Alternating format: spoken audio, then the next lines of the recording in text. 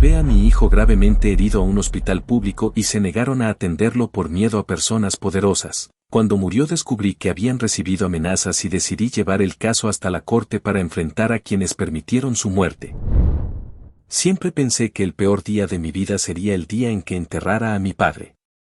Nunca imaginé que sería el día en que tendría que sostener la mano fría de mi propio hijo mientras intentaba entender cómo todo había terminado de una manera tan absurda y cruel. Mi nombre es Héctor Salgado, y durante muchos años mi vida fue sencilla.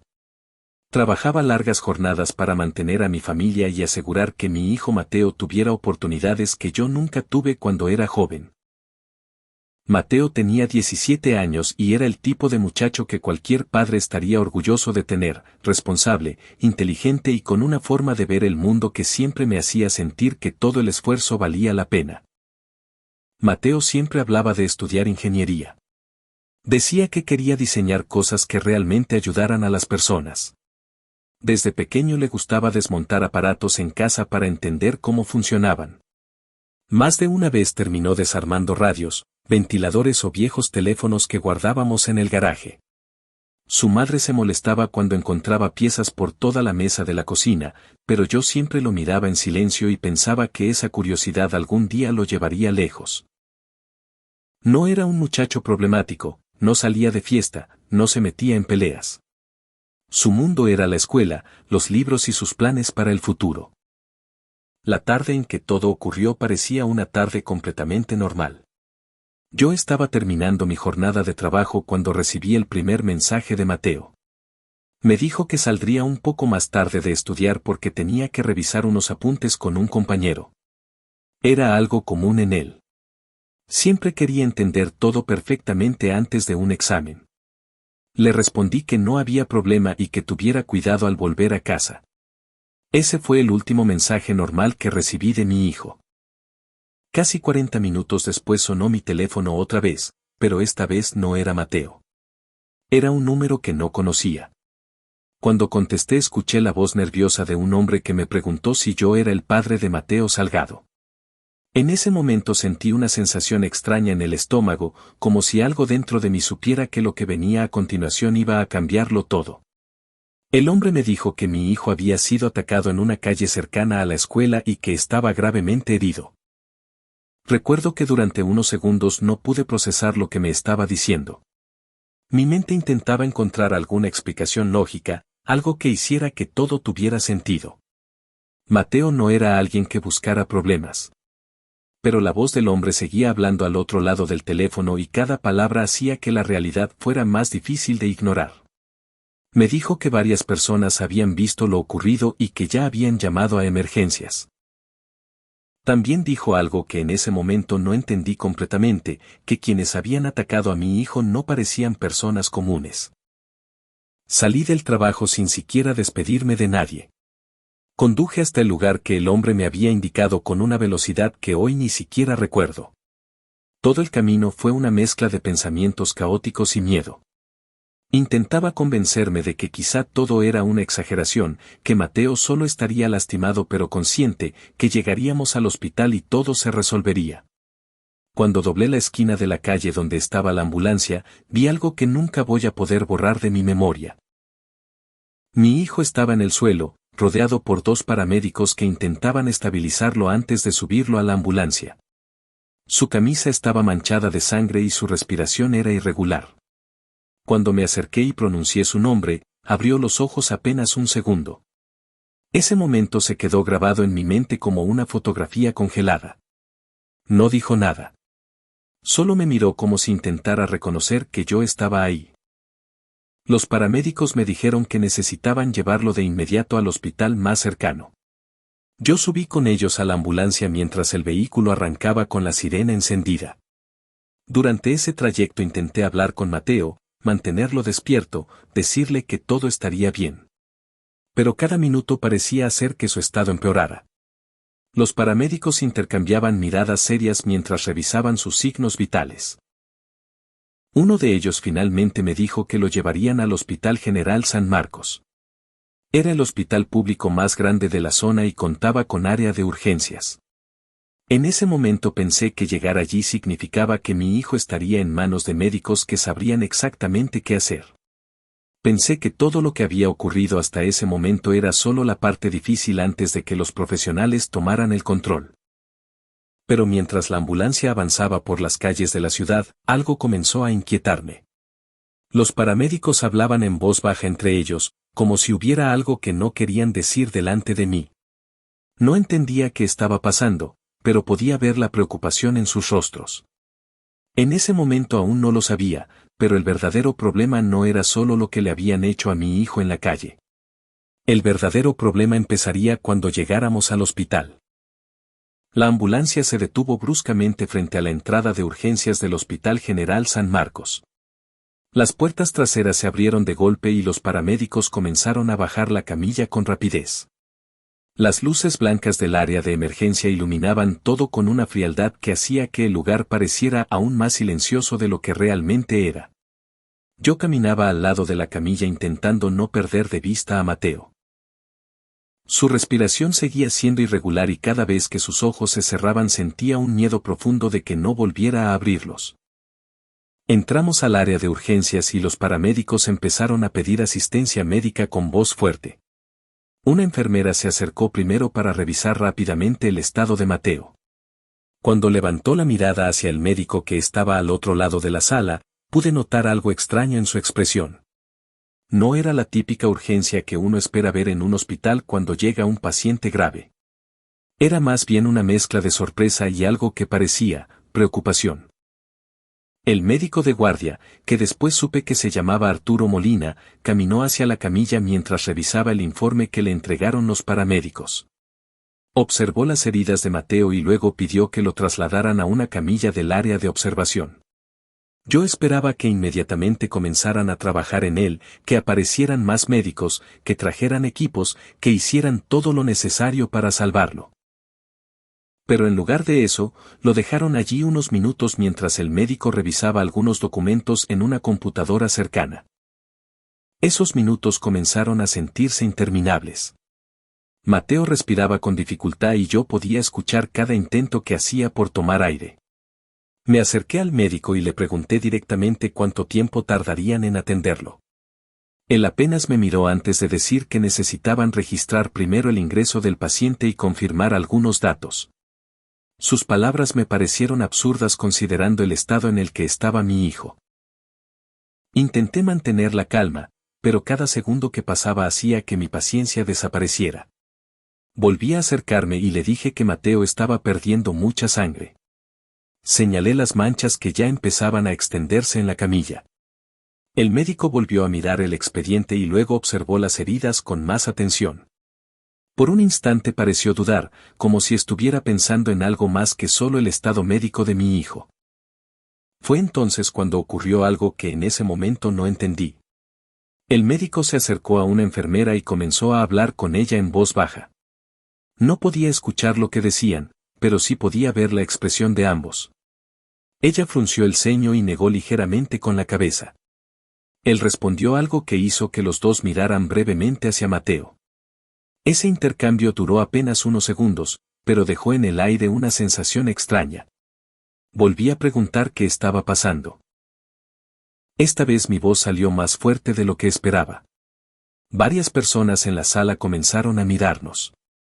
El médico me dijo que el hospital estaba saturado esa noche y que debían seguir ciertos procedimientos antes de comenzar una intervención mayor. Yo sabía que eso no tenía sentido. Había visto hospitales saturados antes, pero nunca había visto a un médico dudar de esa manera cuando tenía un paciente grave frente a él. Mateo se movió ligeramente en la camilla. Sus ojos se abrieron apenas un momento y trató de decir algo, pero solo salió un sonido débil de su garganta.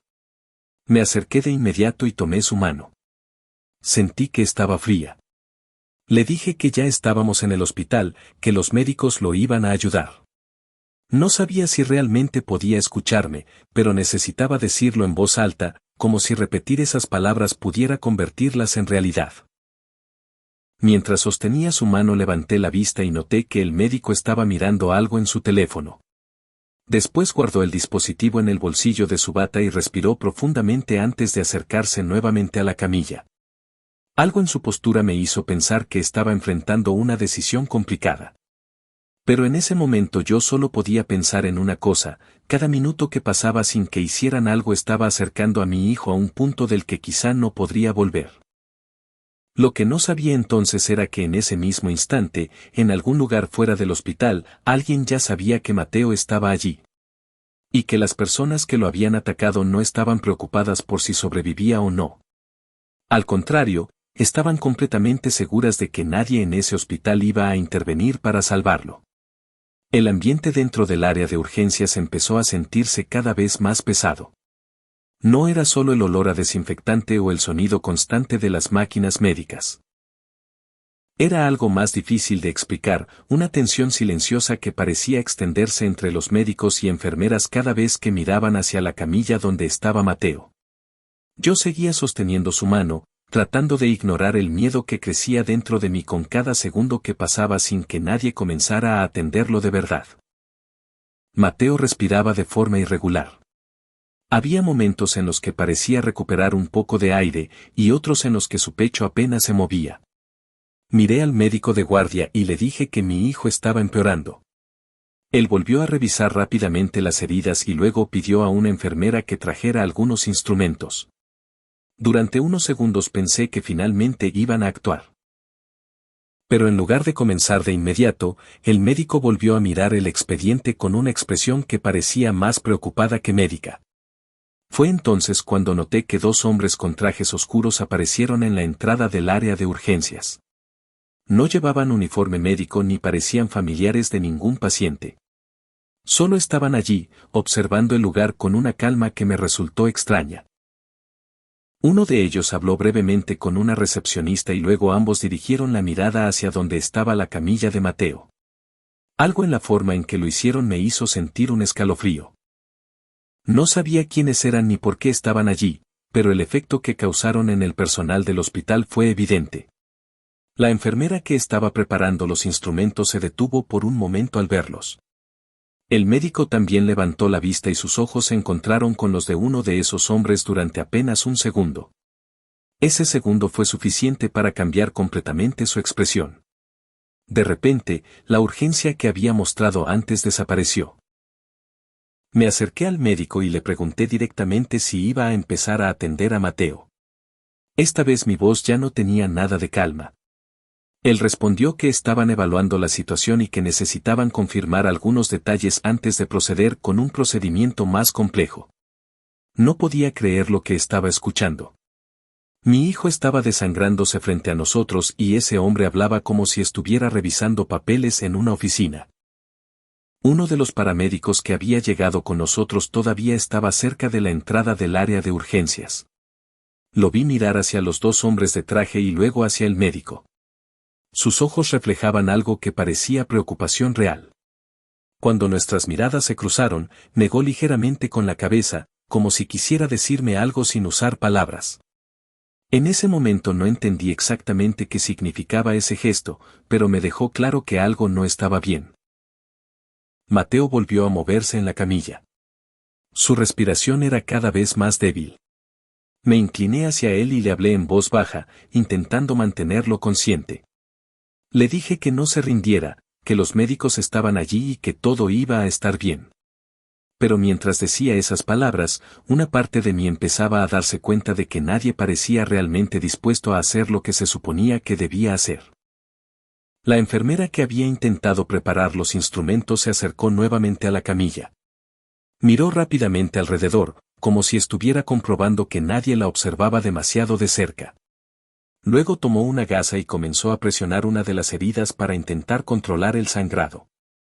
Fue un gesto pequeño, casi instintivo, pero demostraba que al menos alguien en ese lugar quería ayudar. El médico se acercó de inmediato y le dijo algo en voz baja que no pude escuchar completamente. Pero sí pude ver la reacción de la enfermera. Sus manos se detuvieron por un momento y luego bajó la mirada antes de apartarse de la camilla. Fue como si alguien hubiera apagado la única chispa de acción que había aparecido en toda la sala desde que habíamos llegado. En ese instante entendí algo que me llenó de una rabia fría y creciente. No era que el hospital no pudiera atender a mi hijo. Era que, por alguna razón que todavía no comprendía del todo, habían decidido no hacerlo. Y mientras ellos dudaban, mientras intercambiaban miradas y susurraban entre ellos, la vida de Mateo seguía escapándose frente a mis propios ojos. El tiempo empezó a sentirse extraño dentro de esa sala de urgencias. Cada segundo parecía estirarse de una forma insoportable. Yo miraba el reloj en la pared una y otra vez, tratando de entender cuánto tiempo había pasado desde que habíamos llegado. En mi mente parecía una eternidad, pero cuando revisé la hora apenas habían transcurrido algunos minutos. Sin embargo, para alguien en el estado de Mateo, esos minutos podían ser la diferencia entre vivir o morir. Volví a acercarme al médico. Esta vez no pedí explicaciones con calma.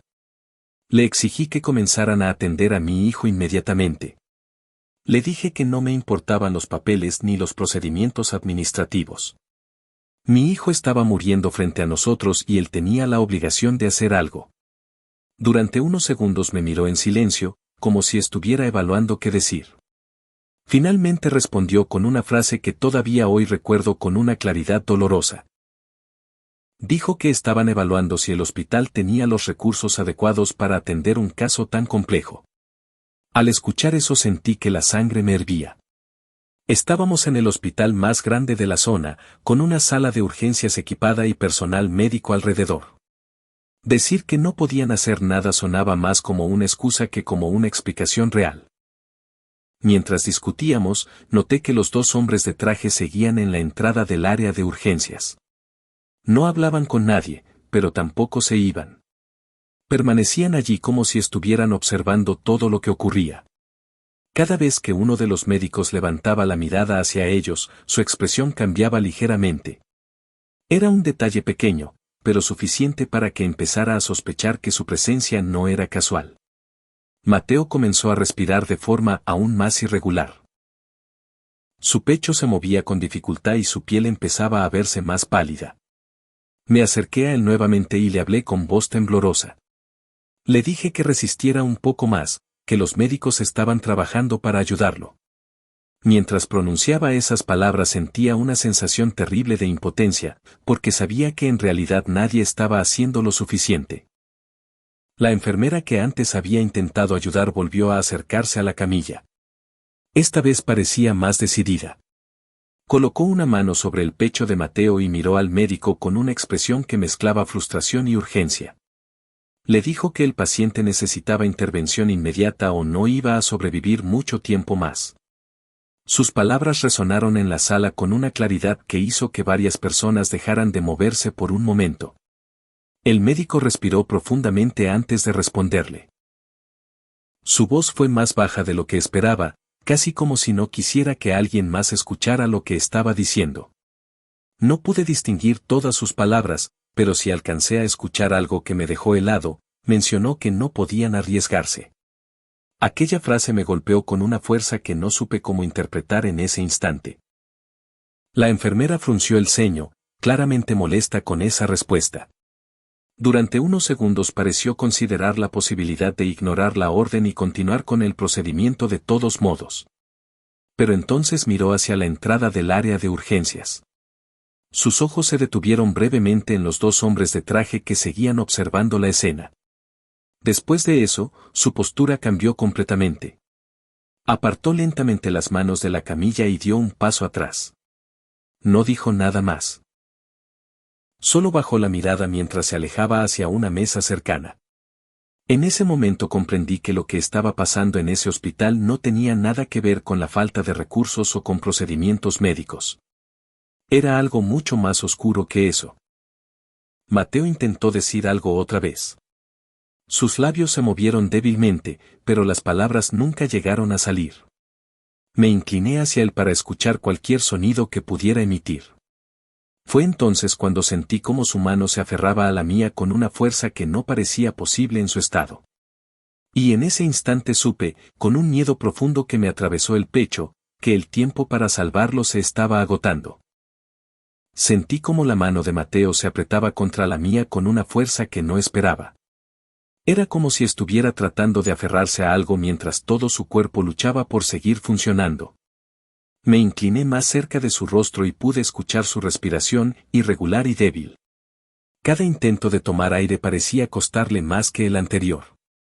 Miré alrededor buscando a los médicos, esperando ver movimiento, esperando que alguien reaccionara antes de que fuera demasiado tarde. Mateo abrió los ojos lentamente. Su mirada estaba perdida por un momento, como si estuviera tratando de entender dónde estaba. Cuando finalmente logró enfocarme, pude ver algo que me rompió por dentro: miedo. Mi hijo, el mismo muchacho que siempre enfrentaba todo con valentía, estaba asustado. Movió ligeramente los labios como si quisiera decir algo, pero el sonido apenas salió de su garganta. Me acerqué aún más para escucharlo. Con un hilo de voz casi imperceptible, Mateo logró pronunciar una palabra que todavía resuena en mi cabeza cada vez que recuerdo ese momento. Dijo papá. Solo eso. Una palabra tan simple, pero cargada con todo lo que estaba ocurriendo. Intenté responderle con calma, aunque mi voz temblaba. Le dije que estaba ahí, que no lo iba a dejar solo. Le pedí al médico que hiciera algo de inmediato. Le dije que mi hijo estaba empeorando, que podía verlo claramente. La enfermera también se acercó otra vez y revisó rápidamente sus signos vitales. Su expresión cambió al instante. Miró al médico con urgencia y le dijo que el paciente estaba entrando en un estado crítico.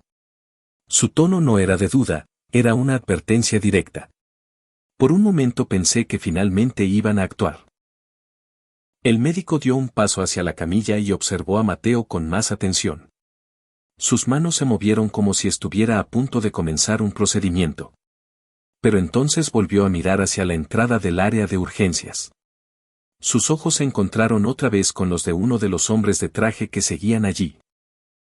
Ese pequeño intercambio de miradas fue suficiente para cambiar todo. El médico bajó lentamente las manos y respiró profundo, como si estuviera tomando una decisión que no quería tomar. La enfermera lo miró con incredulidad. Doctor, no podemos esperar más, dijo con voz firme. Pero él respondió algo en voz baja que hizo que ella se quedara en silencio. Mateo empezó a respirar con dificultad extrema. Su pecho se movía con espasmos cortos, como si el aire ya no pudiera entrar correctamente en sus pulmones. Lo llamé por su nombre varias veces intentando mantenerlo consciente. Sentía su mano cada vez más débil dentro de la mía. De repente escuché un sonido agudo proveniente del monitor que estaba conectado a su cuerpo. La línea en la pantalla empezó a comportarse de forma irregular. La enfermera se acercó rápidamente para revisarlo y su rostro se tensó. Está entrando en paro, dijo con urgencia. Fue la primera vez que alguien en esa sala pronunció esas palabras en voz alta. Todo ocurrió muy rápido después de eso, pero también de una forma extrañamente lenta. Intentaron iniciar maniobras de emergencia, pero para mí era evidente que ya era demasiado tarde. Mateo dejó de moverse. Su mano perdió la poca fuerza que le quedaba. El monitor emitió un sonido continuo que llenó la sala con una frialdad imposible de describir. Me quedé allí de pie durante unos segundos que parecieron eternos. Nadie dijo nada. Nadie intentó consolarme. Solo miraban el monitor en silencio. Fue en ese momento cuando entendí algo que me atravesó como una verdad brutal: mi hijo no había muerto solo por el ataque que sufrió en la calle. Había muerto porque en ese hospital alguien decidió que su vida no valía lo suficiente como para arriesgarse a salvarla. Después de que el monitor quedó emitiendo ese sonido continuo, la sala de urgencias cayó en un silencio extraño. Durante unos segundos nadie se movió. Yo seguía sosteniendo la mano de Mateo, incapaz de aceptar lo que acababa de ocurrir. Esperaba que alguien dijera que todavía podían hacer algo, que intentarían otra maniobra, que todo era un error. Pero nadie dijo esas palabras. La enfermera fue la primera en romper ese silencio. Se acercó al monitor y apagó la alarma con un movimiento lento. Luego miró al médico de guardia, esperando una indicación. Él observó la escena durante unos segundos antes de anotar algo en una hoja del expediente. Ese simple gesto me hizo sentir una mezcla de rabia y desconcierto. Para mí, El mundo acababa de detenerse. Para ellos, parecía ser solo otro procedimiento administrativo. Me incliné sobre Mateo una última vez. Su rostro estaba inmóvil y su piel ya empezaba a sentirse fría. Traté de recordar cada detalle de su expresión, como si mi mente intentara conservar ese momento para siempre. En mi cabeza seguía repitiéndose una pregunta que no encontraba respuesta: ¿por qué nadie había actuado cuando todavía había tiempo? Cuando finalmente levanté la mirada, noté que los dos hombres de traje ya no estaban en la entrada del área de urgencias. Habían desaparecido sin que nadie pareciera notar su salida. Esa ausencia repentina dejó una sensación inquietante en el ambiente. Era como si su presencia hubiera cumplido su propósito y ya no necesitaran quedarse. Un asistente del hospital se acercó para decirme que debían trasladar el cuerpo de Mateo a otra área. Escuchar la palabra cuerpo me golpeó con una fuerza que casi me hizo perder el equilibrio. Hace apenas unos minutos era mi hijo luchando por respirar. Ahora lo describían como si fuera un objeto que debía ser movido de un lugar a otro. Me aparté de la camilla lentamente mientras dos enfermeros comenzaban a prepararla para trasladarla. Cada movimiento que hacían parecía dolorosamente metódico. Ajustaban las sábanas, revisaban los tubos, desconectaban cables. Era un proceso frío y silencioso que contrastaba brutalmente con el caos emocional que estaba ocurriendo dentro de mí. Fue entonces cuando escuché a dos miembros del personal hablar cerca del escritorio de enfermería. No sabían que yo podía oírlos. Uno de ellos preguntó en voz baja si realmente no había otra opción. El otro respondió algo que hizo que mi corazón se acelerara. Dijo que las órdenes habían sido claras. Esas palabras se quedaron resonando en mi cabeza. Órdenes. No habían dicho falta de recursos, ni error médico, ni mala suerte. Habían dicho órdenes. En ese instante comencé a entender que lo que había ocurrido no había sido simplemente una tragedia médica. Había sido una decisión. Miré al médico de guardia una vez más. Él evitó mi mirada mientras continuaba escribiendo en el expediente. Su comportamiento ya no parecía el de alguien que había intentado salvar a un paciente y había fracasado. Parecía el de alguien que había seguido instrucciones que no estaba dispuesto a explicar. Mientras veía cómo se llevaban a Mateo fuera de la sala, una sensación nueva empezó a reemplazar el shock inicial. No era solo tristeza. Era algo más profundo y frío. Era la certeza de que la historia de esa noche no terminaba con la muerte de mi hijo. En realidad, apenas estaba comenzando. No recuerdo exactamente cuánto tiempo permanecí sentado en aquella sala después de que se llevaron a Mateo. Las personas entraban y salían del área de urgencias como si nada hubiera pasado. Para ellos era otro turno de trabajo, otra noche más en el hospital. Para mí, en cambio, el mundo entero había cambiado en cuestión de minutos. Todo lo que existía antes de esa noche parecía pertenecer a otra vida. Finalmente me levanté y caminé hacia el escritorio de enfermería. Necesitaba respuestas.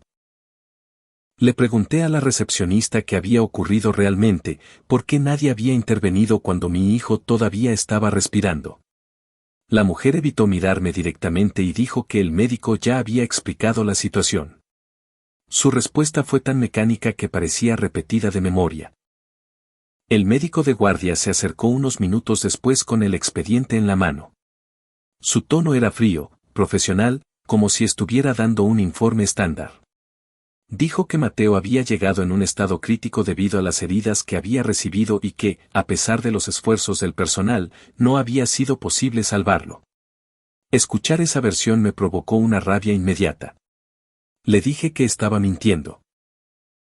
Le recordé que yo había estado allí todo el tiempo, que había visto cómo nadie hacía nada durante largos minutos mientras Mateo perdía fuerza.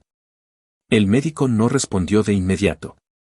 Solo me miró durante un instante antes de decir que entendía mi dolor, pero que las cosas no siempre eran tan simples como parecían desde afuera. Esas palabras no me tranquilizaron. Al contrario, hicieron que mi sospecha creciera aún más. Si realmente habían hecho todo lo posible, ¿por qué hablaba como si hubiera algo más que no podía decir? Antes de que pudiera presionarlo más, otra enfermera se acercó y le susurró algo al oído. Él asintió y se retiró rápidamente, dejándome nuevamente sin respuestas. Caminé por el pasillo del hospital sin saber exactamente qué hacer. Las paredes blancas y las luces frías hacían que todo se sintiera irreal. Cada vez que cerraba los ojos veía el rostro de Mateo en la camilla. No podía aceptar que todo terminara de esa manera, con un expediente médico y una explicación incompleta. Fue entonces cuando alguien pronunció mi nombre en voz baja detrás de mí. Me giré y vi a la misma enfermera que había intentado ayudar a Mateo antes. Su nombre, según la placa que llevaba en el uniforme, era Rosa Delgado. Su expresión era seria, pero también parecía nerviosa. Miró a ambos lados del pasillo antes de acercarse un poco más. Me dijo que sabía que yo quería respuestas, pero que no podía hablar en ese momento dentro del hospital. Su voz temblaba ligeramente mientras pronunciaba cada palabra. Aún así, había algo en su mirada que me hizo entender que lo que tenía que decir era importante. Antes de alejarse, Rosa dijo una frase que cambió completamente mi forma de ver lo ocurrido esa noche. Dijo que Mateo no había sido el primer paciente que llegaba al hospital en circunstancias relacionadas con esas personas. Y también dijo algo más, que el personal médico estaba aterrorizado. Me quedé parado en el pasillo tratando de entender lo que acababa de escuchar. Si el personal del hospital tenía miedo, entonces lo que había ocurrido no era simplemente negligencia médica. Significaba que había fuerzas externas influyendo en decisiones que deberían haberse tomado únicamente por razones médicas. Y si eso era cierto, entonces alguien tenía que responder por lo que le hicieron a mi hijo. Salí del hospital todavía tratando de procesar todo lo que había ocurrido. El aire de la noche se sentía frío y pesado, como si incluso el ambiente supiera que algo terrible había pasado dentro de ese edificio. Caminé unos metros por el estacionamiento sin rumbo claro. Mi mente estaba llena de preguntas, pero ninguna tenía respuesta todavía. Mientras estaba de pie cerca de la entrada, vi salir a Rosa Delgado por una puerta lateral del hospital. No llevaba el uniforme completo. Se había puesto una chaqueta encima, como si quisiera pasar desapercibida. Cuando me vio, caminó directamente hacia mí con una expresión seria. Antes de decir cualquier cosa miró alrededor para asegurarse de que nadie estuviera escuchando. Me dijo que no tenía mucho tiempo y que lo que iba a contarme podía meterla en problemas. Según ella, el hospital había recibido llamadas antes de que llegáramos. No eran llamadas normales. Eran advertencias. Alguien había informado que un joven herido podría llegar esa noche y que el personal debía tener mucho cuidado con lo que hacía. Le pregunté directamente quién había hecho esas llamadas. Rosa negó con la cabeza y dijo que nadie lo sabía con certeza, pero que todos en el hospital entendieron inmediatamente de quién podía tratarse. No eran delincuentes comunes. Eran personas con influencia, gente que podía hacer que un problema desapareciera o que alguien perdiera su trabajo, o algo peor. Mientras hablaba, su voz se volvió más baja. Me explicó que algunos médicos habían querido intervenir cuando Mateo llegó, pero el miedo se extendió rápidamente entre el personal. Nadie quería convertirse en el próximo objetivo de esas personas.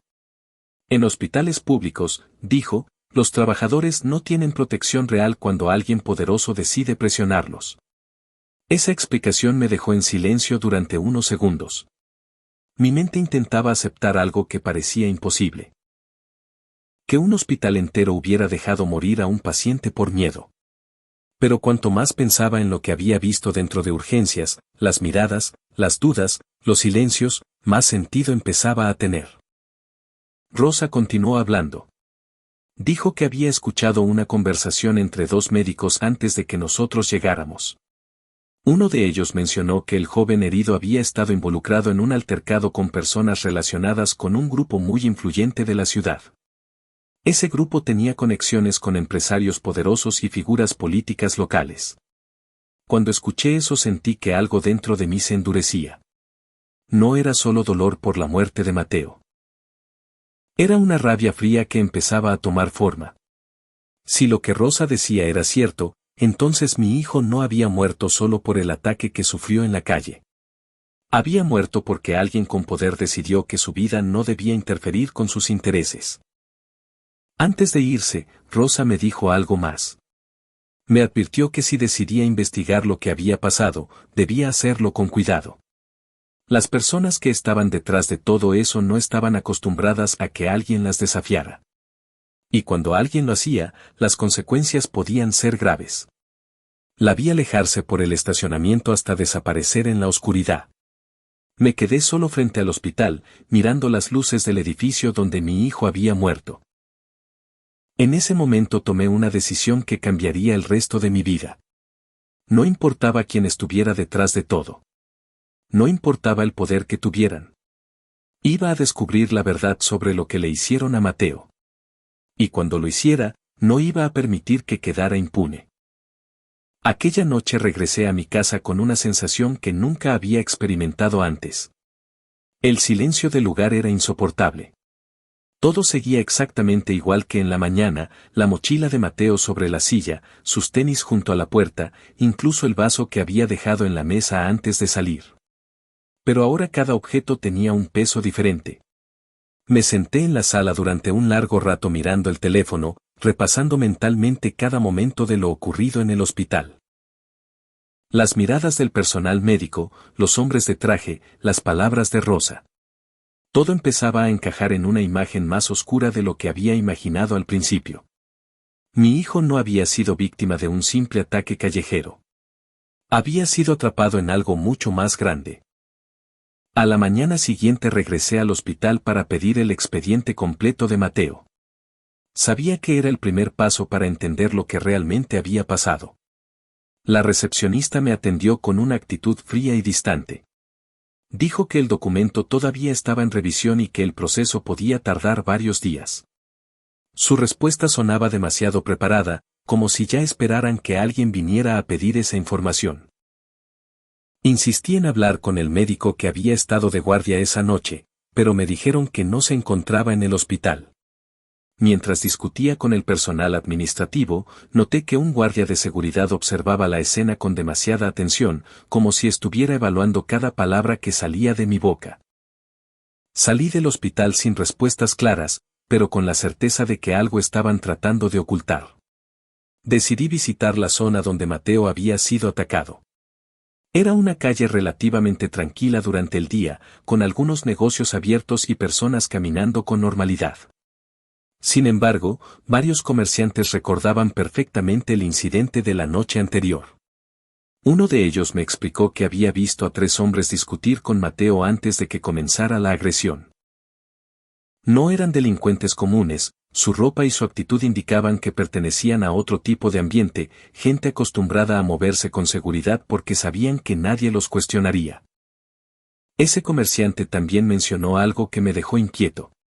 Dijo que después del ataque, uno de esos hombres hizo una llamada telefónica mientras observaba cómo Mateo intentaba levantarse del suelo.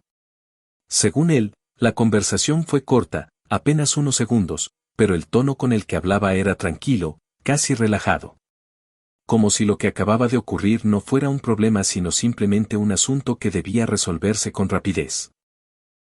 Cuando escuché ese detalle, recordé inmediatamente las palabras de Rosa sobre las llamadas que había recibido el hospital antes de nuestra llegada. Continué preguntando a otras personas que habían estado cerca esa noche. Una mujer que trabajaba en una tienda cercana me dijo que los agresores no parecían preocupados por la posibilidad de que alguien llamara a la policía. De hecho, uno de ellos incluso se quedó parado observando a la ambulancia cuando llegó. No intentó esconderse ni huir con prisa. Simplemente se marchó caminando después de asegurarse de que Mateo estaba siendo trasladado. Ese tipo de comportamiento solo tenía sentido si esas personas estaban completamente seguras de que no habría consecuencias. Mientras reunía esos testimonios, empecé a notar algo que me hizo sentir incómodo. Un automóvil oscuro estaba estacionado al otro lado de la calle desde que había llegado al lugar. Al principio no le presté demasiada atención, pero después de casi una hora seguía allí, con el motor encendido. Las ventanas eran lo suficientemente oscuras como para impedir ver a la persona dentro. Intenté convencerme de que solo era coincidencia, pero una parte de mí comenzaba a sospechar que alguien estaba observando cada movimiento que hacía. Decidí regresar a mi casa antes de que anocheciera. Durante el trayecto revisé varias veces el espejo retrovisor del coche. El mismo automóvil oscuro apareció detrás de mí en 2 ocasiones distintas. No estaba completamente seguro de que me siguiera, pero la posibilidad era suficiente para mantenerme alerta. Cuando finalmente estacioné frente a mi casa, el vehículo pasó lentamente por la calle sin detenerse. No pude ver el rostro del conductor, pero tuve la sensación de que sabía exactamente quién era yo. Esa noche recibí la primera señal clara de que alguien quería que dejara de hacer preguntas. El teléfono de mi casa sonó cerca de la medianoche. Cuando contesté, al principio no escuché nada. Solo silencio. Después de unos segundos, una voz masculina habló con calma absoluta. No mencionó su nombre ni explicó quién era. Solo dijo una frase breve que me dejó completamente inmóvil. La voz dijo que entendían que yo estuviera dolido por la muerte de mi hijo, pero que seguir investigando lo ocurrido no cambiaría nada. Según esa persona, lo más inteligente sería aceptar lo sucedido y continuar con mi vida. Mientras escuchaba esas palabras, la tranquilidad con la que las pronunciaba me hizo comprender que no se trataba de una simple advertencia improvisada. Antes de colgar, el hombre añadió algo más que terminó de confirmar mis sospechas. Dijo que había gente poderosa involucrada y que enfrentar a ese tipo de personas siempre terminaba mal para quienes lo intentaban. Luego la línea se cortó sin esperar respuesta. Me quedé sentado en la oscuridad de la sala con el teléfono todavía en la mano. En ese momento supe con absoluta certeza que lo que estaba enfrentando no era solo una injusticia médica. Era una red de poder que había decidido que la vida de mi hijo no valía lo suficiente como para protegerla. Después de esa llamada, entendí que ya no había marcha atrás. Lo que comenzó como una búsqueda de respuesta se había convertido en algo mucho más peligroso. Aún así, había una claridad fría dentro de mí que no había sentido antes. El miedo estaba ahí, sí, pero era menor que la necesidad de hacer que alguien respondiera por lo que le hicieron a Mateo. No podía permitir que su muerte se redujera a una advertencia más que la gente ignorara por miedo. Decidí contactar a un abogado que me recomendaron de forma discreta. Se llamaba Arturo Salcedo, un hombre con experiencia en casos donde estaban involucradas instituciones públicas y figuras con poder. Cuando le conté todo lo que había ocurrido, no pareció sorprendido. Escuchó cada detalle en silencio, tomando notas sin interrumpirme. Al terminar, levantó la mirada y me dijo algo que confirmó todo lo que ya sospechaba. Este tipo de casos no eran nuevos, solo que casi nadie se atrevía a llevarlos hasta el final. Arturo me explicó que lo primero sería obtener pruebas sólidas. No bastaba con testimonios o sospechas. Necesitábamos documentos, registros de llamadas, cualquier evidencia que demostrara que hubo presión externa sobre el hospital. También mencionó que, si realmente había personas influyentes detrás de esto, el proceso no solo sería largo, sino también peligroso. Aún así, le dejé claro que no pensaba detenerme. Los días siguientes comenzaron a moverse piezas que antes estaban ocultas. A través de contactos, Arturo logró acceder a información preliminar del hospital. Había inconsistencias en el expediente de Mateo. Tiempos que no coincidían, procedimientos que aparecían registrados pero que yo sabía que nunca se realizaron. Era como si alguien hubiera intentado reconstruir los hechos después de que todo terminó. Mientras avanzábamos, Rosa volvió a contactarme. Esta vez no fue en el hospital. Nos encontramos en un lugar apartado donde pudiera hablar con más libertad. Me entregó una copia de un registro interno donde se mostraban llamadas entrantes al hospital la noche del incidente. No aparecían nombres, pero los horarios coincidían exactamente con lo que ella había mencionado. Esa información fue el primer golpe real contra la versión oficial. Arturo la analizó detenidamente y me explicó que, aunque no era una prueba definitiva por sí sola, abría la puerta a una investigación más profunda. Si lográbamos vincular esas llamadas con personas específicas, podríamos demostrar que hubo una interferencia directa en la atención médica. Sin embargo, esa misma noche ocurrió algo que dejó claro hasta dónde estaban dispuestos a llegar. Al regresar a mi casa, encontré la puerta ligeramente abierta. No había señales de robo. Nada faltaba. Pero todo estaba fuera de lugar. Los cajones abiertos, los documentos movidos, las fotografías de Mateo tiradas en el suelo. Era un mensaje claro, calculado, diseñado para intimidar. Me quedé de pie en medio de la sala observando el desorden. No sentí pánico en ese momento. Sentí algo distinto. Una confirmación. Sabían que estaba investigando y querían que lo supiera. Querían que entendiera que podían entrar en mi vida cuando quisieran. Pero en lugar de detenerme, ese acto terminó de eliminar cualquier duda que pudiera tener. Al día siguiente, Arturo me informó que presentaríamos una denuncia formal no solo contra el hospital, sino contra quienes resultaran responsables de las amenazas y la obstrucción médica. Sabíamos que eso iba a provocar una reacción. Este tipo de personas no se quedaban de brazos cruzados cuando alguien los exponía. Esa noche, mientras revisaba nuevamente los documentos, comprendí que el conflicto había llegado a un punto irreversible. Ya no se trataba solo de descubrir la verdad. Ahora se trataba de enfrentar directamente a quienes habían decidido que la vida de mi hijo era prescindible. Y por primera vez desde que todo comenzó, tuve la certeza de que ellos también empezaban a darse cuenta de que no iba a detenerme. El día que presentamos la denuncia formal marcó un punto de no retorno. Desde ese momento, todo dejó de ser una investigación personal para convertirse en un proceso legal abierto. Arturo me explicó cada paso con precisión. La demanda no solo señalaba negligencia médica, también incluía obstrucción de atención y posibles amenazas externas. Cuando firmé los documentos, lo hice con una calma que no sentía desde antes de la muerte de Mateo. Era una decisión fría, calculada. La reacción no tardó en llegar. 2 días después, el hospital emitió un comunicado donde negaban cualquier irregularidad. Afirmaban que el personal había actuado conforme a los protocolos establecidos y que la muerte de Mateo había sido consecuencia directa de sus lesiones. Era exactamente la narrativa que esperábamos.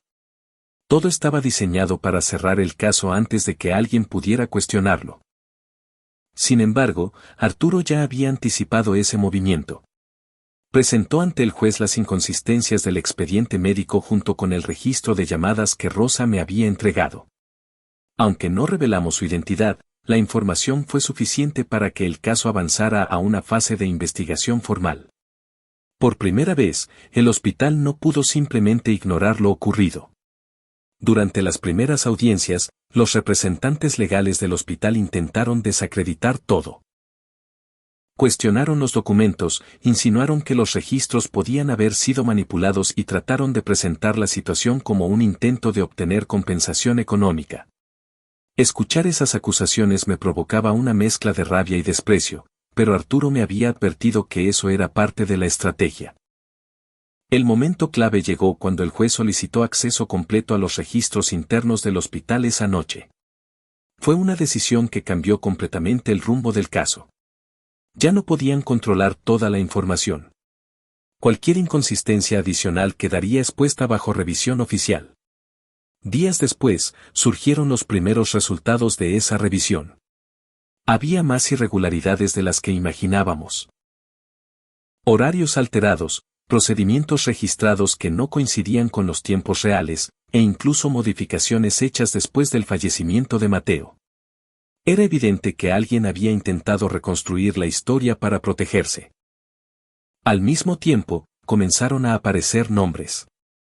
A través del rastreo de las llamadas, se identificaron vínculos con una red de empresarios y operadores que tenían influencia en distintos sectores de la ciudad. No eran figuras públicas visibles, pero sí personas con suficiente poder como para ejercer presión sin dejar rastros evidentes. La tensión aumentó rápidamente. Recibí otra llamada, esta vez más directa. No hubo intentos de suavizar el mensaje. Me dijeron que todavía estaba a tiempo de detener el proceso, que podía aceptar una compensación y cerrar todo. La propuesta no era una negociación, era una advertencia disfrazada. Rechacé la oferta sin pensarlo demasiado. Ya no se trataba de dinero ni de acuerdos.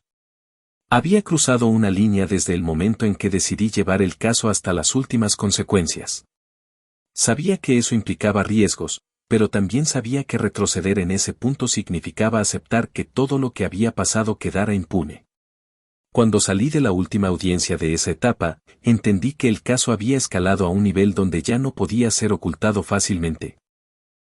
Las personas involucradas empezaban a quedar expuestas, y con eso, su margen de control comenzaba a reducirse.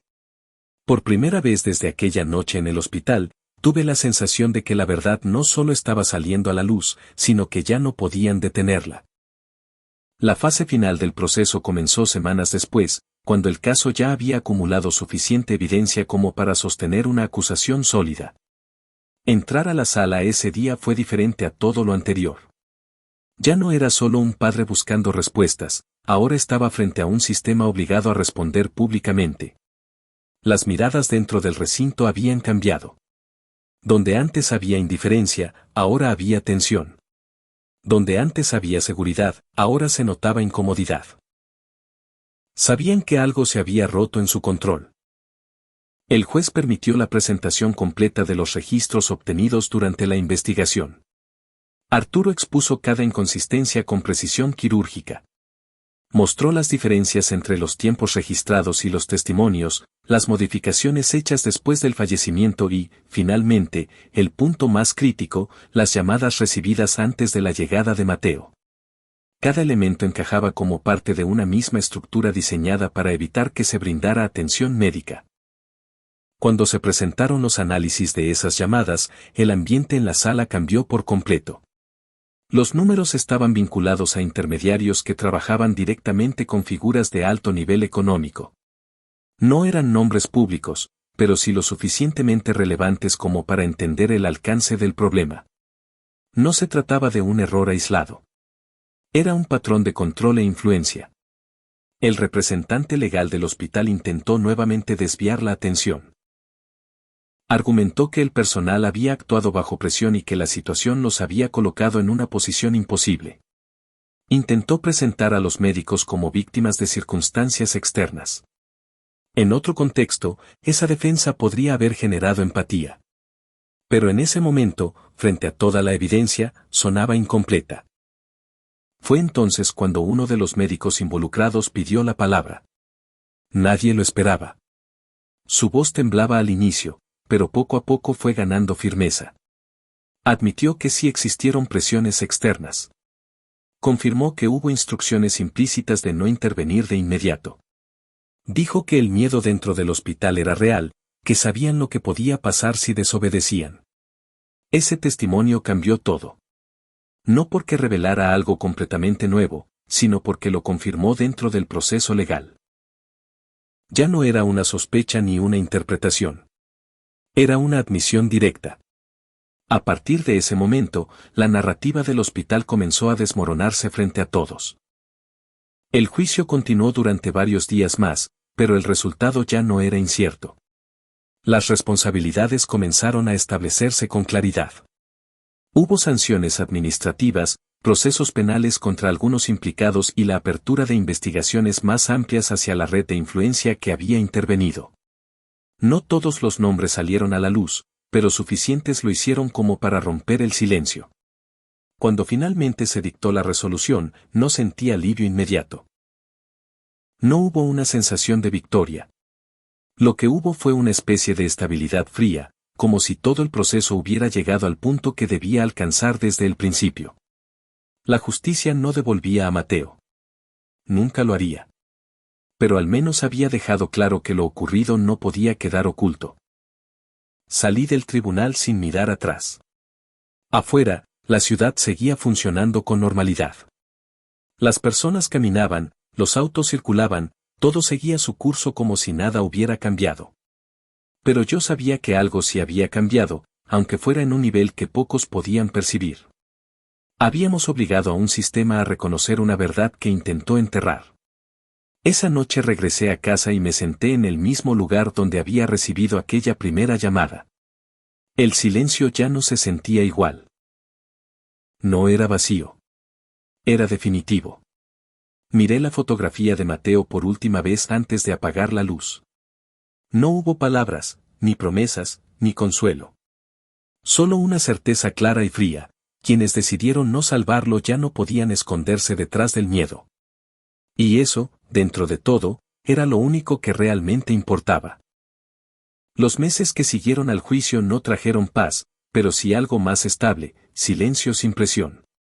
Las llamadas dejaron de llegar, los autos desconocidos dejaron de aparecer cerca de mi casa y, poco a poco, la sensación constante de estar siendo observado se fue desvaneciendo. No fue inmediato. Durante semanas seguí revisando cada detalle, cada sombra, cada movimiento.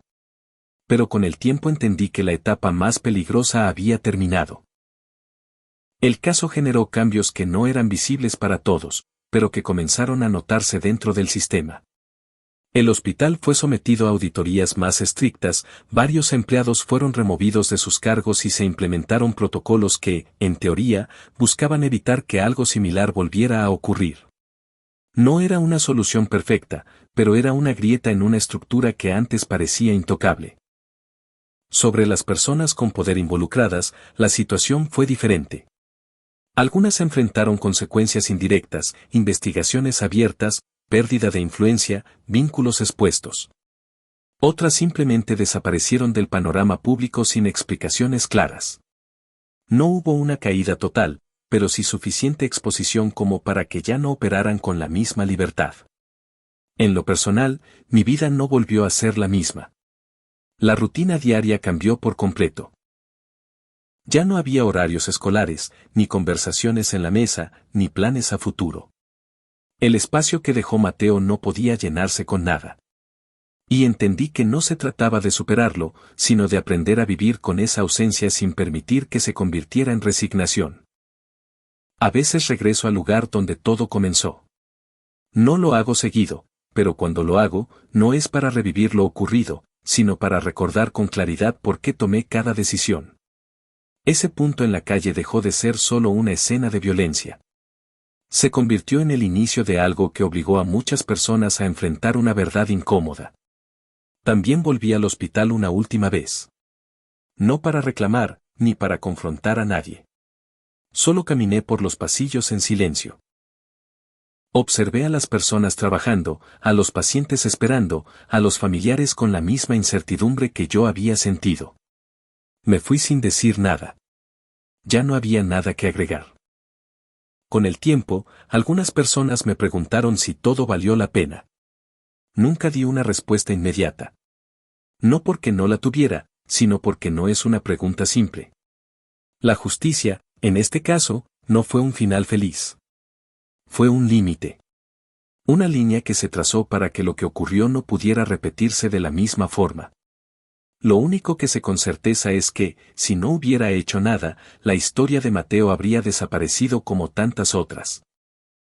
Un expediente cerrado, una explicación genérica y silencio. Eso era lo que esperaban. Eso era lo que siempre funcionaba. Y esta vez no ocurrió así. No hay redención en lo que pasó. No hay equilibrio ni compensación. Solo hechos. Decisiones tomadas bajo presión, vidas afectadas por miedo y un sistema que eligió protegerse antes que actuar. Pero también hubo algo más, un punto donde alguien decidió no aceptar esa lógica. Hoy, cuando pienso en Mateo, no lo hago desde la última noche, sino desde todo lo que existió antes. Su risa, su forma de hablar, su manera de ver el mundo. Eso es lo único que permanece intacto.